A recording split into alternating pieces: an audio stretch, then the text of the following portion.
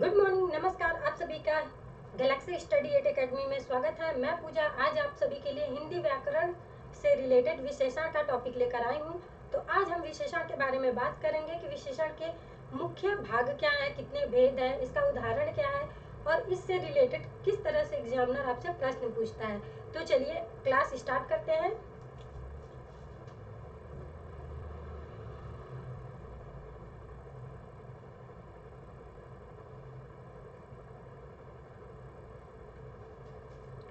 विशेषण विशेषण वे शब्द होते हैं जो संज्ञा और सर्वनाम की विशेषता बताते हैं।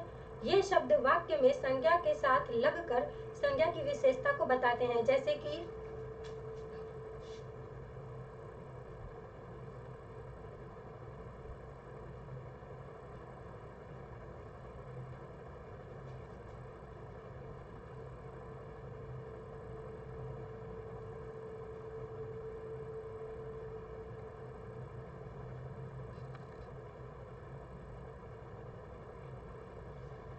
काला, सफेद, लंबा, छोटा आदि। ये जो है कुछ विशेषण की उदाहरण है। तो हम इसकी परिभाषा आपको लिख दे रहे हैं, जिससे आपको पढ़ने में भी सुविधा होगी और समझने में भी।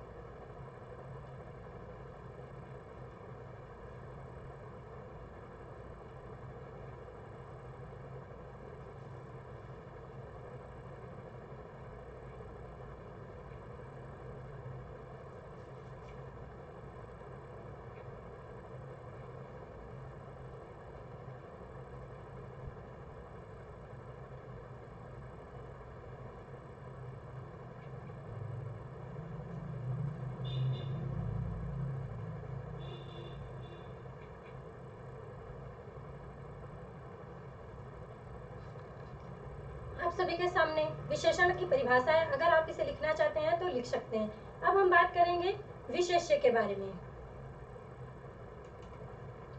वाक्य में जिस संज्ञा या सर्वनाम की विशेषता बताई जाती है उसे ही विशेष्य कहा जाता है।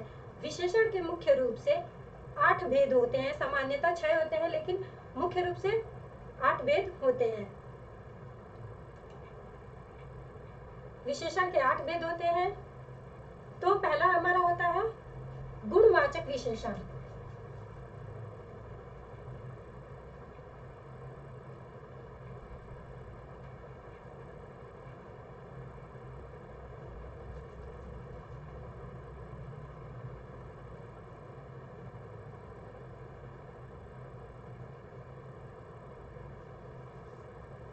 जिस विशेषण शब्द में यानी कि जिस विशेषण शब्द में संज्ञा या सर्वनाम के गुण का बोध होता है उसे ही गुणवाचक विशेषण कहते हैं। जैसे कि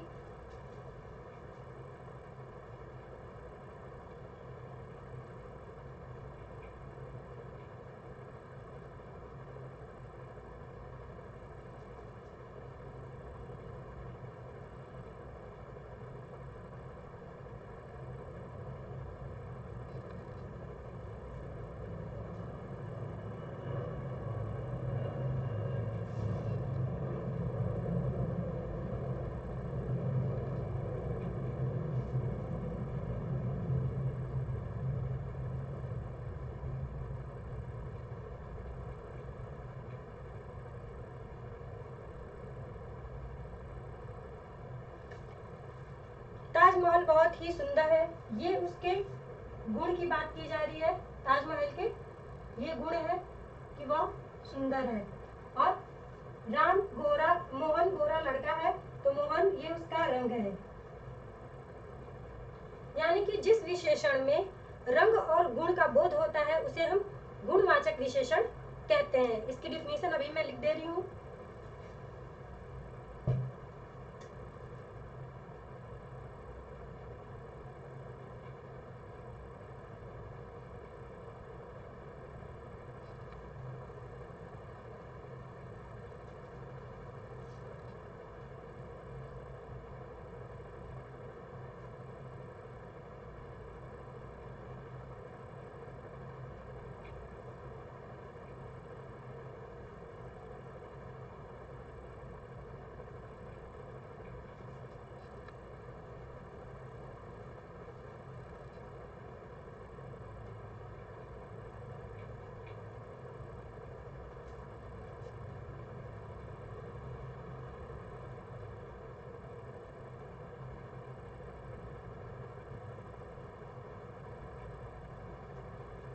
जिस विशेषण में संज्ञा या सर्वनाम के गुण व रंग का बोध होता है उसे गुणवाचक विशेषण कहते हैं।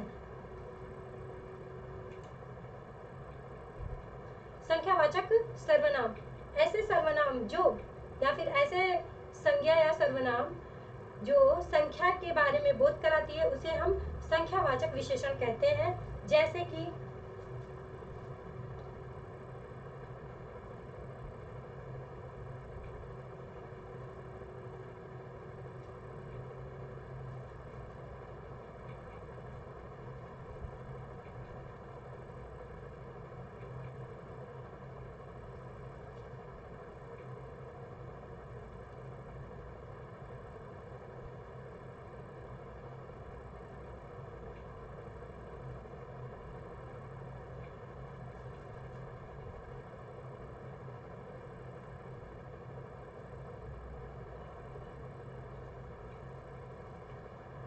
दुनिया में 7 अजूबे हैं। ये जो 7 है ये हमारे संख्या का बोध करा रही है, यानी इसमें संख्या का वर्णन है। यानी कि वे विशेषण जो संख्या का बोध कराती है उसे ही संख्यावाचक विशेषण कहते हैं। इसकी डिफिनेशन लिख देती हूँ, अगर आपको समझने में काफी आसानी होगी।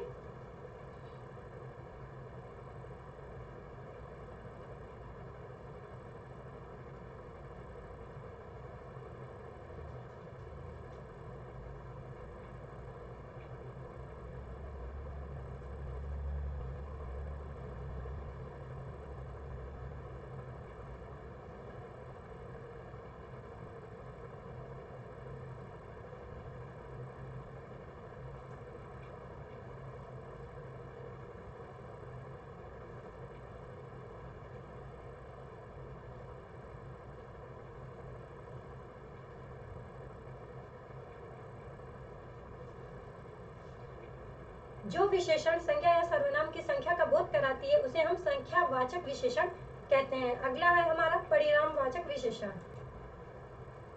परिणामवाचक विशेषण जो शब्द संज्ञा या सर्वनाम की मात्रा का बोध कराती है उसे हम कहते हैं परिणामवाचक विशेषण। जैसे कि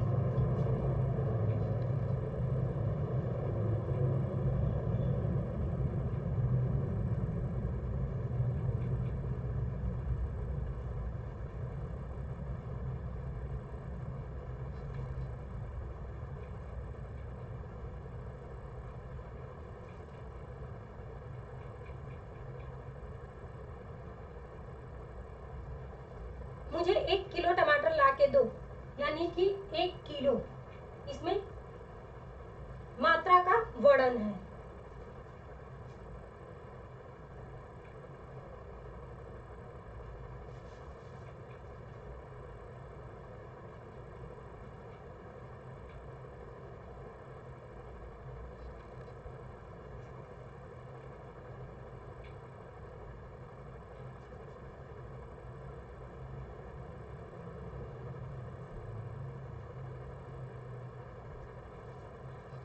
एक मीटर कपड़ा लेते हैं आना, ये भी एक मात्रा है।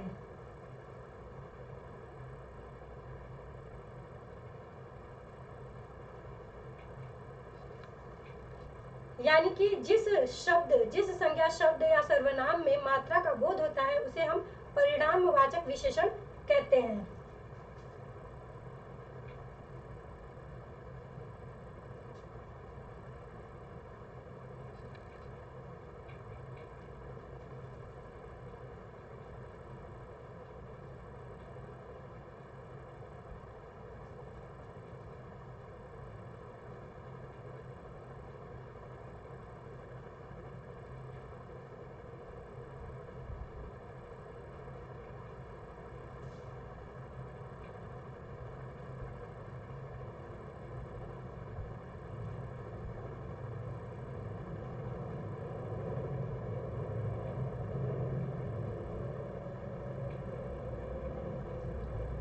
जो शब्द में संज्ञा या सर्वनाम की मात्रा का बोध होता है उसे हम परिणामवाचक संज्ञा कहते हैं।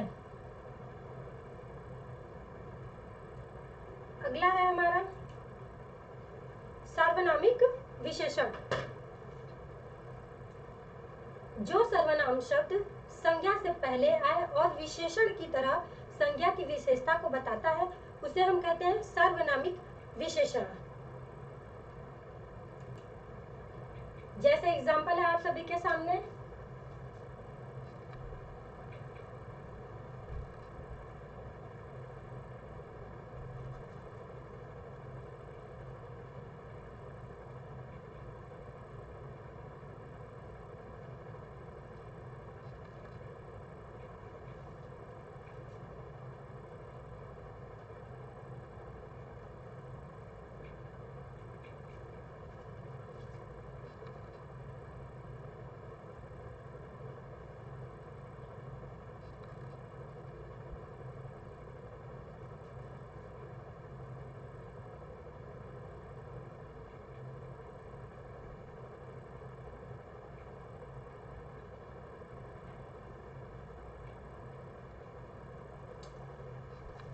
वह लड़का कक्षा में अव्वल आया, यह वही लड़की है जो मर गई है। तो यह सर्वनाम शब्द संज्ञा के बारे में संज्ञा की विशेषता का वर्णन कर रहा है। इसकी डिफिनेशन अभी नोट कर दे रही हूँ जिसे आप लिखने के बाद समझ जाएंगे। जो सर्वनाम शब्द संज्ञा से पहले आए एवं विशेषण की तरह उस संज्ञा की विशेषता को बताता है उसे ही सार्वनामिक विशेषण कहते हैं। जैसे कि इसमें सर्वनाम शब्द पहले आया है, वह लड़का कक्षा में अव्वल आया है में यह जो है संज्ञा का विशेषता बता रहा है। अब बात करेंगे हम अगले टॉपिक यानी कि पांचवा विशेषण के बारे में। हमारा पांचवा है व्यक्तिवाचक विशेषण। वे शब्द जो व्यक्तिवाचक संज्ञा से बने होते हैं और विशेषण के साथ जुड़कर व्यक्तिवाचक विशेषण का कार्य करते हैं उन्हें हम कहते हैं व्यक्तिवाचक विशेषण। यानी कि आप सभी के सामने मैं अभी डिफिनेशन नोट कर दे रही हूँ, उसके बाद मैं उदाहरण बताती हूँ आपको। आप सभी के स्क्रीन पे व्यक्तिवाचक विशेषण की डिफिनेशन है। जो शब्द असल में व्यक्तिवाचक संज्ञा से बने होते हैं और विशेषण शब्दों का निर्माण करते हैं उन्हें हम व्यक्तिवाचक विशेषण कहते हैं। जैसे कि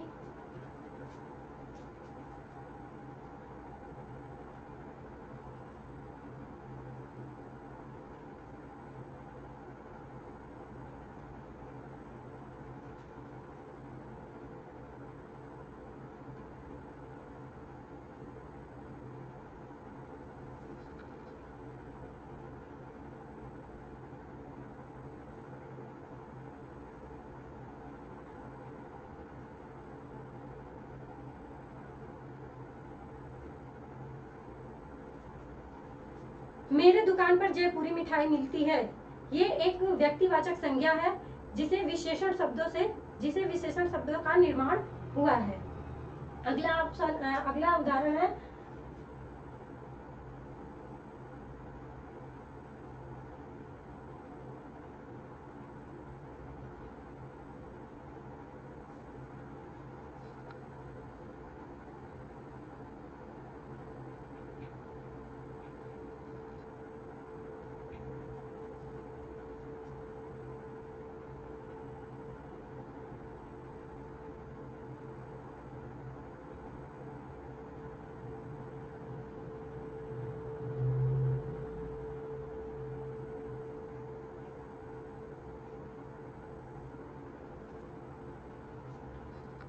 मुझे आपका लखनवी अंदाज पसंद आया।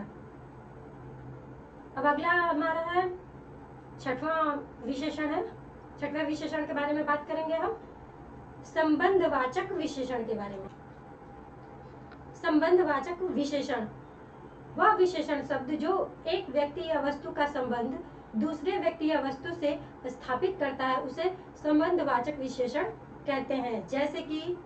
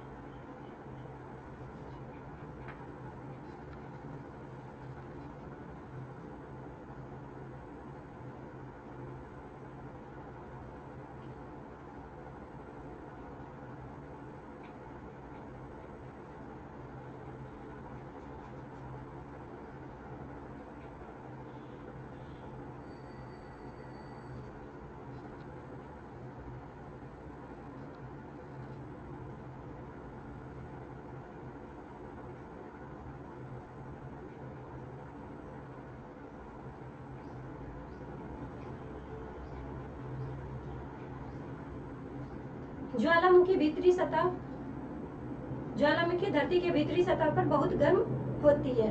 अब हमारा अगला विशेषण है तुलनावाचक विशेषण। तुलनाबोधक विशेषण वह शब्द जिसमें एक वस्तु का दूसरे वस्तु से तुलना किया जाता है उसे तुलनाबोधक विशेषण कहते हैं। जैसे कि एग्जाम्पल देखिए,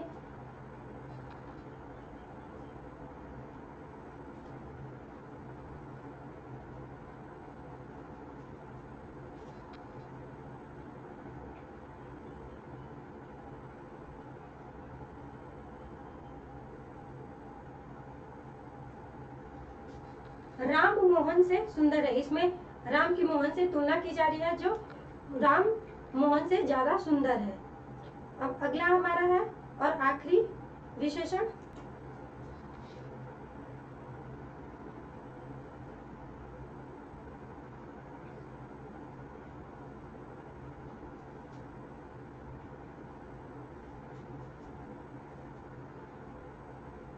प्रश्नवाचक विशेषण। ऐसे विशेषण शब्द जिसका संज्ञा या सर्वनाम के बारे में जानने के लिए प्रयोग किया जाता है उसे हम प्रश्नवाचक विशेषण कहते हैं। जैसे कि इसकी पहचान होती है कौन, कहाँ, क्या, या फिर हम कह सकते हैं जिसमें प्रश्न की भावना या जिसमें प्रश्न पूछा जाता है उसे हम कहते हैं प्रश्नवाचक विशेषण। जैसे कि एक एग्जांपल देती हूँ जिससे आपको क्लियर हो जाएगा।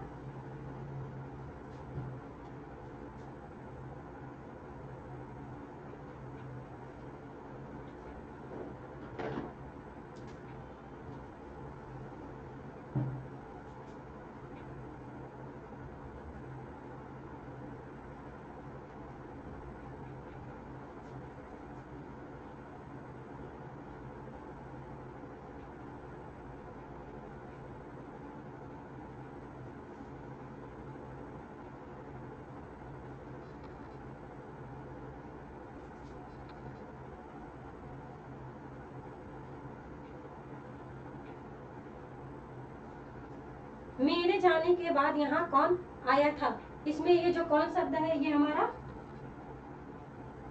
प्रश्न पूछा जा रहा है। इसकी डिफिनेशन होगी जिस संज्ञा शब्द है यानी कि जिस वाक्य में संज्ञा या सर्वनाम के बारे में जानने के लिए प्रयोग किया जाता है उसे हम प्रश्नवाचक विशेषण कहते हैं। तो अब हम बात करते हैं कि एग्जामिनर किस तरह से आपसे इससे रिलेटेड यानी कि विशेषण से रिलेटेड प्रश्न पूछता है। मैं उन्हीं प्रश्नों को रखी हूँ जो प्रश्न पिछले हमारे पेपर में पूछे जा चुके हैं या फिर हमारे एग्जाम में ये क्वेश्चन आ चुके हैं। तो चलिए आज का पहला क्वेश्चन मैं लिखती हूँ आप सभी के सामने। आप सभी के सामने स्क्रीन पे क्वेश्चन है, आलस्य शब्द का विशेषण क्या है। 4 ऑप्शन है आप सभी के सामने, आलस, अलस, आलसी या आलसीपन। तो इसमें बात किया जा रहा है विशेषण के बारे में। तो हमारा आलस्य का विशेषण शब्द होगा आलसी। आंसर नंबर तीसरा सही है हमारा। यह हमारा प्रश्न बीएड के एग्जाम में पूछा गया था। अगला क्वेश्चन है आप सभी के सामने। अगला प्रश्न है सांस्कृतिक का विशेषण है। 4 ऑप्शन है संस्कृत, संस्कृति, सांस्कृतिक या सांस्कृतिक। तो हमारा इसका सांस्कृतिक का विशेषण होगा सांस्कृतिक, यानी कि ऑप्शन नंबर 4 सही है हमारा।